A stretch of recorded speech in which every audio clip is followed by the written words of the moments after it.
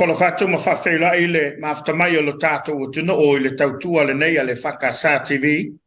Whelava le paenga o lo tātou tudu o mau mai tātou whasalunga ia e whamawina le ngang whaftai ma vi elu tātou tua ina ua maualu tu soi whalau lei ia meselo mātu wola.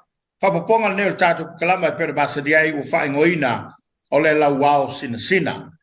O le nei lava por kalama. Ia ele to tau fa matalaina pe to tau fofola se fala e fa mala malama ilo na tau tele o le fa soa auto tu amo tato matua o ila to lo le fa mo nga ruenga o e o malo lo ia le ngata fo ilea o ila to lo fa ngai mo le tau tuina lo tato tu do inga lo nga fa le malo ia fa pe fo ila o nanga sese o fai mo fa mrianga asili o le tato te mo mai ai fa lu manga le lei ia wala tātou sāwalinga whātua tua, ia me se fōle soi whanga nei.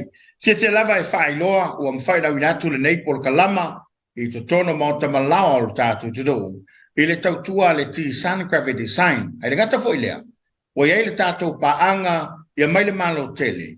O stasa whala tonga sosaiete a tātou tangata, o whai ngoina o le Samoa o tasi, i Casa ni California. President le fionga Samoa, te upitali antaua. Ia ua tu mai le tau au e lango langoai. Ia ua lava le awinato le nei por kalama. Mo le mai moanga le tunu. Ai sili lao na o whaftai. Ia ma o whiwhia o maua le nei avanoa. Ia i le sunga i le toiina. O le mtanga luenga California saute. Ia i lalo le whaamalo kanana fau. Le EFKS ia po le kale sefa putun ki usana mrik Samoa. Le sunga toiina liona. Ia se fai foi se moli mauma se sao. Ele ngata ile soifo fa le nganga. Ia fa pe foi se tala anga le lai tu le motu. Awa Samoa lava e pe ona ia ile nei tem. Ia o tasi Samoa. Natula lea o le avatu la vanoa. Ia ile tamato ina. E sao no ai fa feila ila fa fonga maua le tunu pele male kalesia. Ia ona matala tala no ailea. A e mai moa mai fa fonga ile tautua le EFKS TV. Tama ia mai el tofa. Sao no ia fa feila ile kalesia male tunu. Ia au le katala me fa solo tapo kalame malanga fa lalo. O moana fa ftaiatu ilau sungal fa tonu tapuala ia o sama ma o faingetai ele o fo iais fa mtalanga le neias Ia ua mafai ona o le avanoa ia tate feilo ai mataltal noa tu sai fo manisi fo fuanga e pe ona to laula wina e lau sunga i se teimi o iluma. Ai whaaftai tele atu. Whaaftai tele le nei whaalo alo mawalunga o se avanoa whaalo. Pe ona e sao noa i se teimi o whano. Ia alpolo kalama e tau mawhai atu ai se whaasoa i mātou. O ewa mātutua e le ngata e mātutua e tau sanga ma le soifua. Ia le soifua au auna i le atua ma malana tala le nei. Ai fa malo lava fa ftaiatu fa ftai foi ile uso ya pole fa tonu foi nei tu pena ma u ela usau no e sunga ti akono ya Samoa tu sai foi malava noa mo tu ina mai ya mesele e TV e EFKS fa ftai malole sa no ile tol tomatoina le foi wa fa fonga le calcia male tunu ala mata mai el ta fa soa Iona, ia, o tau manatua, ia, le afioanga, ia, na iau tua a, ia, ai maise. Ia, pe o le suafa le ufa suafa inai oi. Ia, tonu fo ieiso na ituru le tele, ma le taua, ia, ua manatu ai na iau tua ai la levala. Fa manino, wal fa fonga maua le tatu, tunu, ma lenga fa lano. Alo fa aftai atu mo le fa afsili, ia, e fa ta alo fa atfoi le atunu, ia, Iona, tulanga ma pa ISS ia ele o ia se fa mtalanga pa ia wa umona ta oto ia sala wo ele mfai no to se matala langa pe to e langa se fala wa pa ia Samoa mai do vau e o tulava ile fa vau o pa ia o tala de lei ola ale o lava ia se fa mtalanga ile nei aso umona pena e o fainga luenga ale atua ia lo fa fai le leina I lea whata whaitauranga ma, lea whata whaitauranga al fisiri te puala tu sai malengo ya e te le ai ngona fai ngoia o utama ya e wa o tupu ya pe ya le ngole na vala wa ya tono le mato nu au te sa mai ofu i manua ya o tua ole tamai o ingoia le i Fred Thompson sa u miare matayo le mato aingo se tasio to le alfanga yof ya te le afo ya nu e sawai le ngata i manua ya o tutuila o ai tato motu i polu apena fo ya lo tina ya e sau mai fo ya i tutuila ya manua ya be se fo tato i sefo lo no winga ya wow ya e ato e sa mo ato sai mal tu langa le alfa fesiri ya o lo langa no ola ya i mato nu i yo fu i manua ya onga ma tulanga fo yo la onga fai fi au ya onga la iti tulanga mua ya ona fai umai le tutuila ile tulanga lua sa o fa u da onga ma walunga i Samoa High School ile a feiva se la fitus fu malfa o ia vai tau ile felama nga i pena sa noa e moni le nei vai temi e rei fai ngō fiere leo la o ina.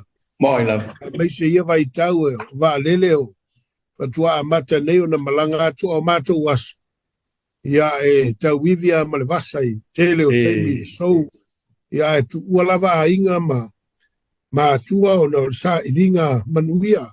A wase le leo a inga ia mai se fo ile so i leo langa tau mo fai tu langa o ainga ya me se foi leo la tau fai na uma le na ile a feiva se lau fitu fa ya o ma fau o le ate me tau no ua ngai o matua wa le vai tau ele lava foi fa so ma fau no le e paule a wala o te loe pa fai no so ni ai o lo sau ile va enga le malo tele o America ya na usu ele le suenga le Army, le US Army.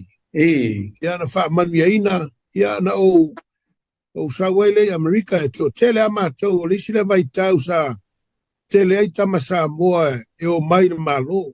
Au ale lima se lau anga i lafe i masina i le vai tau le mana o mia tele o le o mai tama Samoa i tonu fita o le malo. Ya na o pele sa no nga tama. Ya o e tau mana tuai le au fai ngā ruenga ia so mawai ia wai e mōle mau fo inisi i Samoa i sifone e le fai ngō fie le wawhia ngai ma sunga i whai whia mola to whalutoi nā vai teimi e whape whelo tō teimi wau te lo teimi fo le o le tasi lava i nei le lau mua i mālua nā lo tō wawhia ngai ma le whai whia au ma le whalutoi au tō i titi tu lou o le to inai ia wau o le olanga ai o le talavou vātu, le tae ao, ma le whawhongo o le tunu. Ia, e lava le ulanga o lo vale. Ai whawhewhele, luto whawhenga mi whaiwhe au. O le, whawhtaimo le whawhsili tapuara. O ia vai tau e whaingo fie. E whaingo fie le olanga i tūlanga o le au whainga luenga ma mātou o ela i tinanga ele na o le whaiwhe au e whātonu ina le i le tamai titi. E o ai nuu ma mātua e ngā rurue atoa i le nuu ma inga e. E tamu whai e whawhai lele. Te mana tua le upu fo i lele o le muanga ngana whaafrika. It takes a village to raise a child. Pe e whape nā le mena sau e tātou i aso la.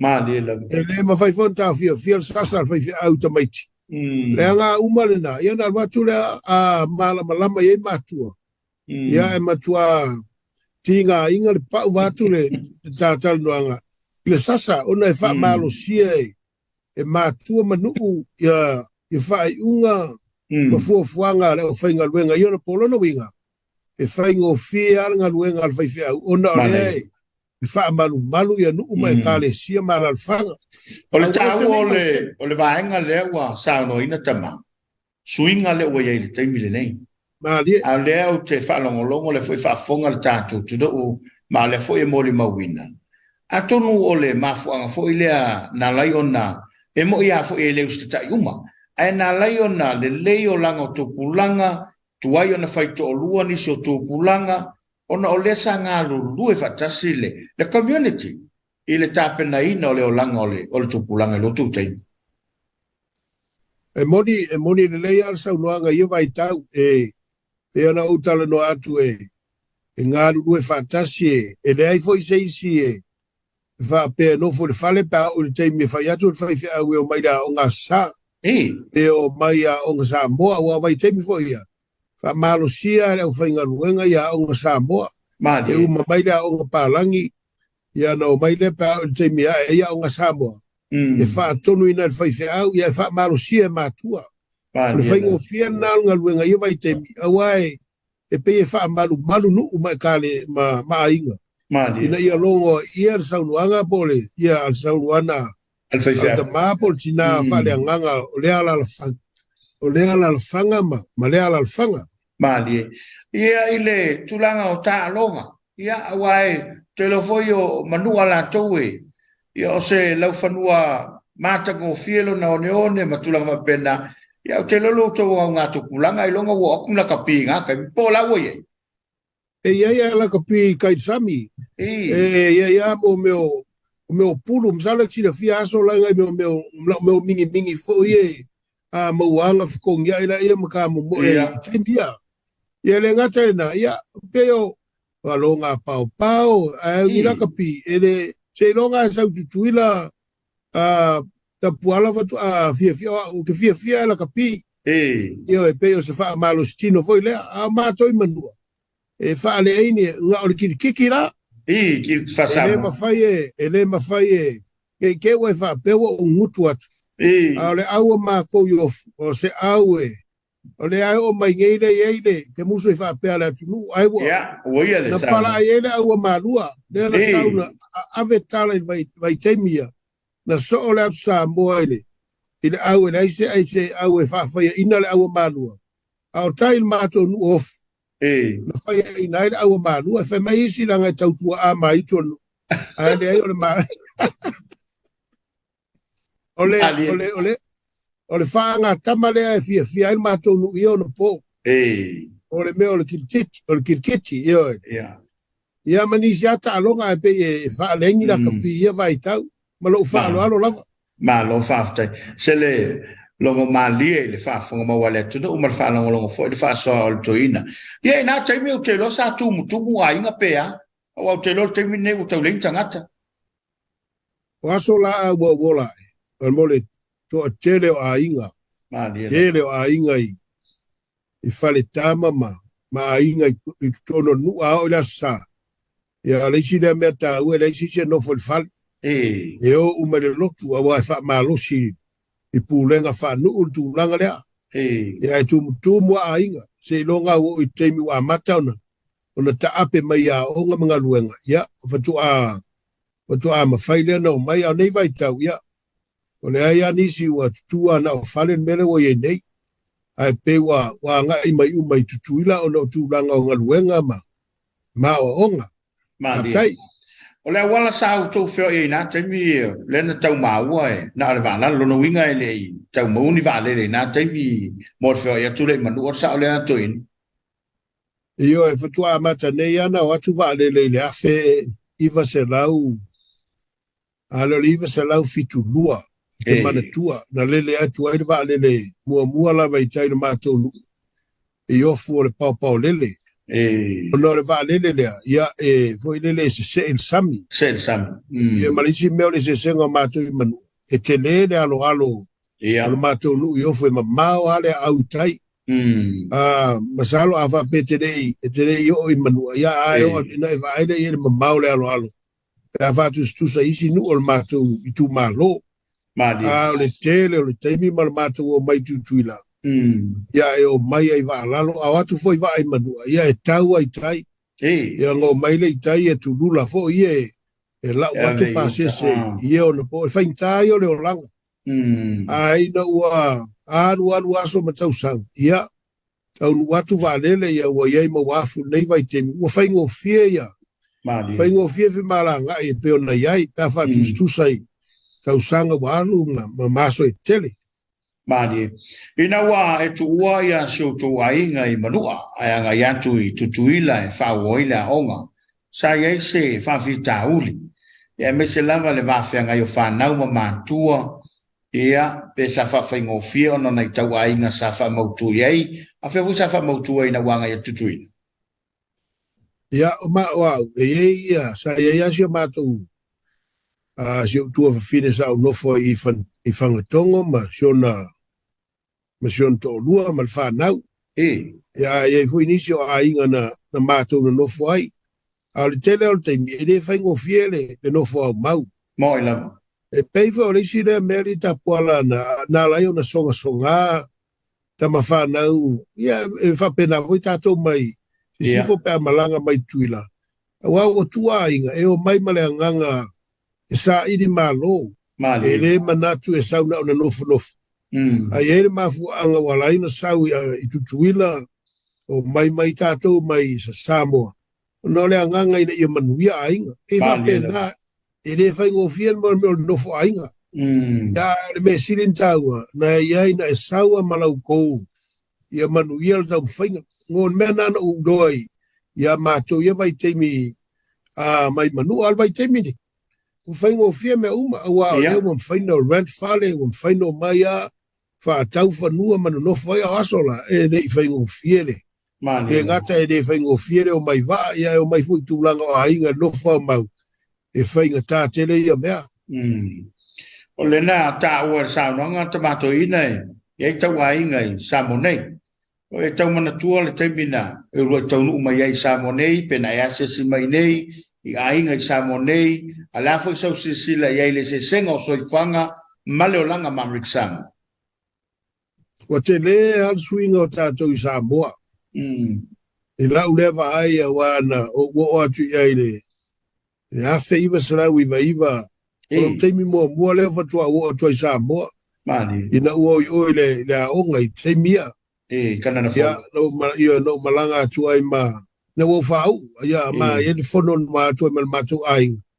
Ia na ma sia tu le uponu. Ya e tasial va yaso al to ma tunga mal matu ainga ne lu afis fulvan vai le te leo le sui wa ya il dato o tu va 25 tele ita il malo ma inga male kale sia moi la lo la tu tau fai e fau per malo awal manuia on tangat la la vai o matua tele al suinga wa ya o suinga manuia nisi tu langa I mo meo isi fala me lave ya ele o ilo tele au tu langa na malo faftai ina wai ta pena e te urufale le malo tele tau tua le malo ia atonu e na taimi e pe o mo onga umayo ainga sai ai se vai nga foi le sa tu ta ia ilu to mfai pe sa manuia umo me umai na wa ta pena te urufale le mitele nga ua ma fa manu e ina lau suenga. Ia no wanu le manu fa ma vai o matua. Ia o sawa iloa. Kau malo e whaingo fia le. Nea matanga. Le me siri whaintau tena ngona e. O se lui foi lea. O le ngana. Ia vai tau ia matou. Mai sa tātou e mai Samoa. Ia o ilo foi ia Amerika. E sawa le tūranga o le ngana ma me uma. Ia o telefo teime a wha longo foi lei. Ai wha nanu maiti ma wha Britania. Ia o tele o tātou e malamalama na o le nganga tustusi. Le ngana foi like everyday language. E whainga tāna malamalama iai. O isi nā me ua whaima mea pi e. A ula mai la le waenga i nei mea uri mapala. Ia o tātou Samoa. E wawe an whari. Ia pe o leisi la e whawhita uri a mātou ia mai Samoa. O le ngana. A vea la le ngana li tapuala. Ma au ala e tau fia ai le mana o sa i di malo. Ino e le a vea fo i mo meo lui ma me whaavai ai. A na tau ma whai e wha malosi pēr ma. Mau na i le ola au. Ia na o ai na manuia le tau mwhai. Ma wheo lolo ia, ma lua ia. Ia so soani foi nei a inga i mātua. E lafo ni nai se leni le masina ma. Male masino le meta una ingalo ainga. Moi la. Mana ia. Tawa tele le wa fama fa tawa le sa no ngai. Woni ngalo ainga. Wai pe o suinga le we tu pulanga tebide. Ia wa matua ngalo ainga ai fa ftai o le wa mai le fa so o toina. Ala va ngole le malo sa anga ilo tu tuama fa wo le nanga mo malo tele. O outside vaenga o le Army, o le US Army. O la unga luenga sa iai, sa o le vaenga leo, military police. Okay. Na o tau tu ai le malo i le vaenga. Peo na iei tau sanga e ono. Ia. Na iei se mission voilea na tupu lo tu taimi na e iai po e tau manatua ni mena tupu le taimi lea o i le manga. O vai taimi e sa telea ina na file muia vai tau fitu wha ngai malus furu. E ana i mea vo i tau langa mai a ele i la vea te nei pio vai tau le na i le Persian Gulf ma tau at tele i Iraq ma a leanga na u malo uono tau sang. Ia au walu loi tua manatu i lo ua manatu i vai tau te fialu sa ili nisi manuia i fafuatu. E se mana io malo, te le ricola lo ia malo, se tele se fa soa le malo ia ta. Manuia i foi le langa, se me le leide a matai o langa o tupu langa mafana, o ka fai e ulawa o nga e se me o nga e lo mafo fo. Alu malo. Alu e o nga train ai tato ma kolenia. E mo ai le tu langa le me ta o le mafo fau, o ia se me ta la ia. Ia ona tapena ai lea mo le lumana. O le mea foi nana lai ona o pusinga lau whanau tama. E o le malo. Ia o la tau lai ele whea ngai teimi o Bosnia leisi. Ia o Iraq ngai e umalisi vai ngai to. O no lo watal tununga. O ia le leile amatanga ma whaavaya. Ia ona manuia lea o le. Le lumana. Ia pe o le anganga na. Malo whaftain. Ile taimi lea wa mafuta matina pele yo o lava iai le faso swanga o soifanga i lau sungal toi. O saulo i tua malmalo, lea whakpase i wa umalmalo, ele iei so a ingal taimi lea. Ia no walwe se lea feiva se lau walu se fulu. Ia o sauloa walu i Samoa. No manato la walu e nofo le mato a inga o fia matai. I ofu lea? Ia ofu lea, au te wama ia, e lea o ngā ua toi turi mai au lo te mai Amerika e. E whaisi o wao ngā tāla i teti. Ana ia ialo ua ngā o fialo lau manga. Ia. Ai le tala whia ngai la, ai gese le o tala whia ngai ma le whi ngalo le tua ia vai tau. La ala i teti. O lea se mafuanga na la iona nau tama te fialo i le wha au manga ma ea le tau tua le aina. Lea se mafuanga na la ina se mena te tai e lau sisila i nate. Ua o wa ai le malo, o le mere o le anu le malo, e mea whai ngā lainga whai ngofia i ta mai te Samoa. O na excel i te tonu le malo, a tanga i le mele le malo li ta pula. Te leo tama Samoa, waua i whai longa mau le runga. Mo ina ma. O na o le tūlanga o le winga lautala, e fit le lei alfa Samoa, as a team. Ma le tūlanga o le malo i mea o le teamwork. O le mea nana uloia, o whai ngofia fo i atato, ua wa umala. Whai ngofia tātou tono le malo na sātu langa ia. E ua manatu lofa pe o la uanu la e wale o le wanga au te fialu le nu. Ia lo so sani lo te mai vai tau o lo i le swafa. Ia ua walatu e le talawhianga ia. O toi sau lo i Amerika. O lau toi fo inga mai lai Amerika. Ia o sau lo whai lo a inga. Ta masa i tā fo i le tite toala i le vala lea ua e tā uai na ua swafa ta mama. Tau tua foi la inga. Na sau matau ia ile, i whanave.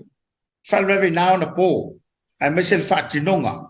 Mo meo whesita inga o a inga, o tonga, o tupe. Na sau matau le naten. E i oira tu nuku e pēr mele iei nei. Aso la ua mai au iei a veal tonga e tasi. Wa lava le nei. E voi whaingo maliu.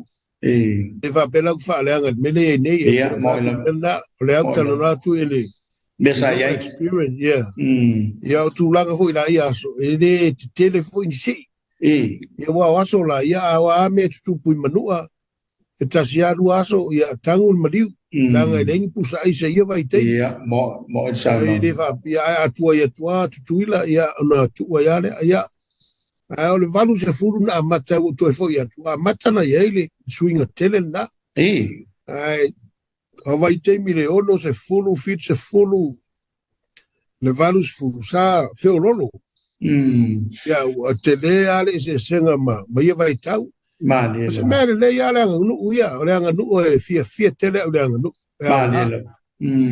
o lo na o ni sulanga wa mata tinga ia visiti ngia la e o le tulanga o le le nu ai o le mea mai le tua e tau tua ai ma fa le ai ainga ma le kalesia malo faftai ole tadiula Amerika salwa maftai matina te le yola I kana na fo ioe na o sau ma nofo ma lo to lua le tina ia senati a tu tasi ia la fino fai au ia na masau ne lola ia ole le valus fulu na le leia ma ainga fa taun ma fale eisia ma fa nau ia ai saulo mal suenga le mai kanan fo ia na fa manuina ai le o ma u na ma malanga I lole Samoa o I Amerika Samoa mo le aonga ele ia se ma fau e alu le aonga ia e se ar sila le tua male va ai al tangata o ina le sa to ba to se visili pe sa ia se sina una ia la sunga e telu I kanana fo ia po le mea o le la o manino e na fa so fie lava o le nganga pe o le mau ma se ne o to le o matua o au e penga ui mai le mala au inga o au o tina o matu a inga o lau whainga on sa fai fe au lo matua ma malta mai e ka le sia lea matu I Harper City California e a le lo matua e pe o na ia lea na musuina ma ue na ua sausu e ngal teimida e mate oi lea onga alwai teimida li tapu ala e ta te le manatu ai se aonga fa fai fe au na mamao na mamao a mau lea me o lea lea onga fa fai fe au o te fia alu lotu wow no fa u lo tofti a kono le ma tofti a kono ile a feiva se la vol tasi io ia ai o le vantolu le na ma o I lo ile aua ole foi mai la na lo foi melole kana na fo ole temla lo fa va kana na fo io ma o le kana na fo temile le vantolu no fa va kana na fo ia ma o su e lo il su engala ia ma tu la ia fa va ia le o ngai kana na fo ia le na ma o lo ma o fa na kana na fo le ia mati da fe iva se la vol tolu sa ia se langona o ile ina wa tapena le ao ia a me to enofo ia a me se fo le tina na ia se bene to ali ai le to fai po le la mo tapena e un fale il colis fa fai fia na tele aia fa fai mo fi na tele alu ino mai wa to tolu ma fa na tamba va ai fo inga luenga o le lei fa tau le fale va tu a foi ia e le fai ngofia o na tutua tuao ai na fai ngofia o no le anganga wa nau a ia fa tau ina le fa moe moe wa lo wata tununga I le mele e te va vai a foi le auso no wala wina Yesu e le fa pe mo wa ko Yesu auso o mo moi se me va tu a foi po fe wa o tangata ta ules o mo meu second career people la ngaru no winga fight fit fidinga le vale mo ilang o le sina me no oi ma u male maltina e fai se fit fiere fai ngo fiela le o kana fo o no tu langa ia ai te fa fetai o le tua o maua sa va no ai e fa nga ina ile le ola o na ile tua malana vala wina Lono winga tabai te lua, ta pene te lua mai kana na fau olo, maua lua ngā ruenga. Olo lua whenga luenga mo tina? Whenga luenga uma maua. Whenga luenga le tina e whanmai e whenga luenga i mea Navy. Ia vai teimi, ia.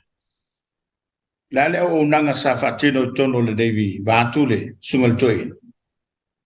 Sa o vanga voi lea le, Naval Regional Contracting Center. so soani tūlanga mea tau whaatau purchasing agent, mana negotiating a contract kale federally, I mo meo private vendors fo ia o atu e whaatau mai a, e atu e ofa atu ala to mea fia whaatau le nei.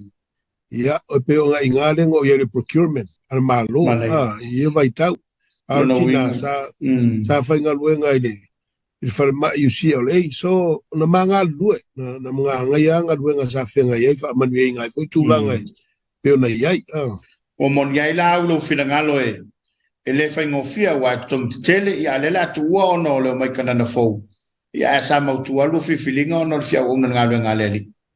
E moni da, le peo le nganga nau, talo ai le atua hea, mai se whasino mai le me taun whaia, na whaingofia ona whaia le whiwhilinga na walangona le tāua o le meo la anga iai. Wa le o langa omna ia le o tupe po se o mal da mau ai. Le o la mwhai na so swani isi tangata. Mani. Ia mai se fo so swani I Samoa ma le tama whanau ma lumana. Wa le tāua e lau sunga le tapato ina, ia o tonu whawhaea le lau mua I kana na fau. E le iso whina ngalo te anga I mai malua wa o lewa na iei la o le mea o le lava ua anga ilo whina ngalo ona o le tu tono se o to foi a tu motu I Amerika Samoa. Pero siri I tapuala, o ke nei mawhau a ingia o ngā whawhaifi au iona po. A pēr whai nau tala no atu ai na ua atu le a onga tala no mailti nā, ia vai tau. Peo I nanga, na langa isi la ngona mo tūlanga ia, wa risi mea no uro yasola. E le I tele ani tala le au whainga luenga whaiwhea au e. E lātou te una ia whanau anu mai ka le sia I le aonga le manua. Peo le si nā me o uloa. Nā lai na mission to tele whanau. A mai sa mātou tutuila. Ia, mo ila. Fatu a tauro atu nei peo le aonga I le urubuenga mai si aonga ia tairo iai. Nei se sela utala. Ai na taonga ele ia se me ho le pie. Ia, e una ia. Ia tūlanga ma onga peo na iai. Ba lo whaftai. Ono le taimi whatulanga ina o le ua tau o mai I le si ui al whatala noanga I le vaenga mo mua. Whamawina I lava le ngang whaftai ma le whamalo le tō whatatala. Ia e mai se foi o le sila fia o le toina. O le lava u whai ma whamanuianga. Le tunu ue, ia o le nāua e whafonga le vaenga mo mua le whasoa. A le sunga le toina. Ia liona, ia e tu sai olo na soi fuanga. E tuli tā mai le vai so fau. O leo le ase e atu ilo e le urufale atu o le sunga le lia wa amal fatu e tono kanana fau. Si tato whanau ono fo I po sa asa tala anga. Ai mai se o mena tupu se o lava ina wala uina mga alu lui. After yatu tau tua le tisan, graphic design, after I fo I le Samoa utasi, I Carson, California, fionga presidente Samoa, ia ai mai se ia o le society nei tatu tangata o le wa apa mamau mai lava e fe so swani la winato po kalabale dei o le Lauao Sinasina tulta melvas fo ai multim nei manuia la fa so Samoa soi foia